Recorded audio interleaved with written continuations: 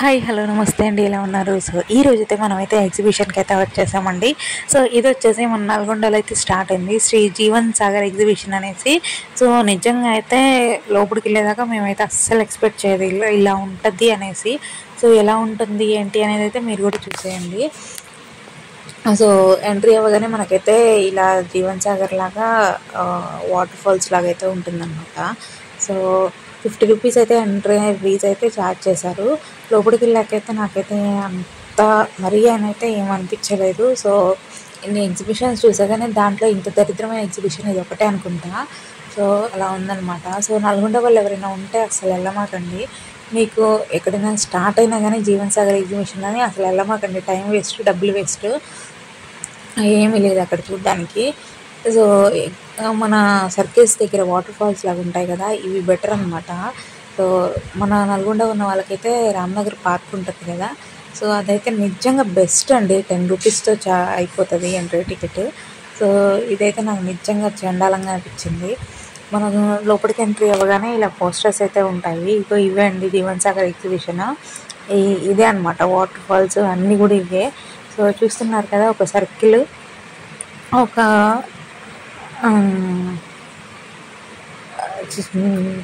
దాన్ని ఏమంటారో కూడా నాకు అర్థం కావట్లేదు మెయిన్లీ.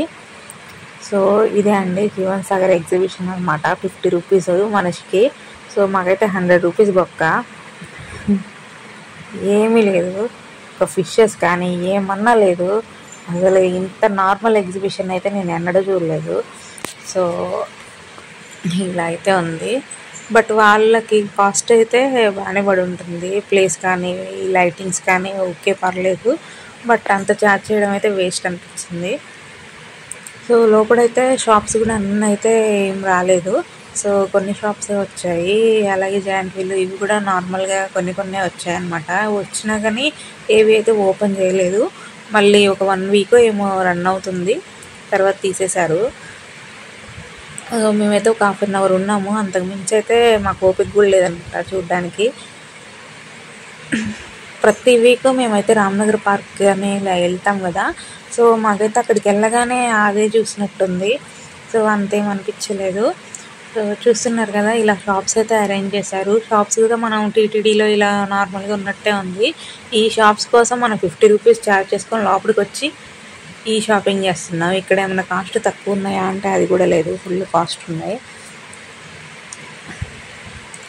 సో ఇక్కడైతే పెద్ద యుద్ధం జరిగిందనమాట, చాలా గొడవ పడ్డారు. సో అదేంటి అంటే మనం 3Dది ఉంటుంది కదా, గ్లాసెస్ పెట్టుకొని ట్రైన్ మీద వెళ్తున్నట్టు అలా వెళ్తున్నారనేసి అంకుల్ భయపడుతుంటే వేరే అతనైతే హేళన చేశాడనేసి కొంచెం బాగా గొడవ అయితే జరిగింది. సో చూస్తున్నారు కదా, ప్లేస్ అంతా ఖాళీగా ఉంది, షాప్స్ అయితే ఏమీ రాలేదు. నాకు అర్థం కాని విషయం ఏంటంటే, మంచూరియాలు, ఫ్రైడ్ రైస్లు బయట 80 రూపీస్ 70 రూపీస్ ఛార్జ్ చేస్తే తినడానికి చేత కాదు మనకి. అదే ఎగ్జిబిషన్లోకి వెళ్ళి గింతంత మంచూరియా, అది కూడా క్వాంటిటీ చాలా తక్కువ ఉంటుంది, 150 రూపీస్ 180 రూపీస్ అంటే తింటారు. అదేంటో నాకు ఇంతవరకు ఆ లాజిక్ అర్థం కావట్లేదు. మీకు ఎవరికైనా అర్థమవుతా మాత్రం చెప్పండి.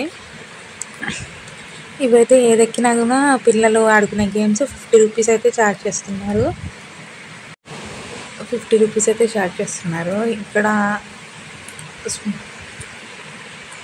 చాలా వరకు అయితే ఇంకా ఓపెన్ అవ్వలేదన్నమాట. సో చాలా వరకు అయితే చూడడానికి కూడా వెళ్ళలేదు. స్మోకీ బిస్కెట్స్ అంట, ఇవైతే అసలు పిల్లలకైతే అస్సలు ఇప్పించమాకండి. సో దీనివల్ల ఎంత డేంజర్ అనేది అయితే మనం న్యూస్లలో చూస్తూనే ఉన్నాం కదా. సో అంతే అండి వీడియో. జనాలు కూడా చాలా తక్కువ అయితే ఉన్నారు. ఎవరైతే వెళ్ళమాకండి please. Thank you so much for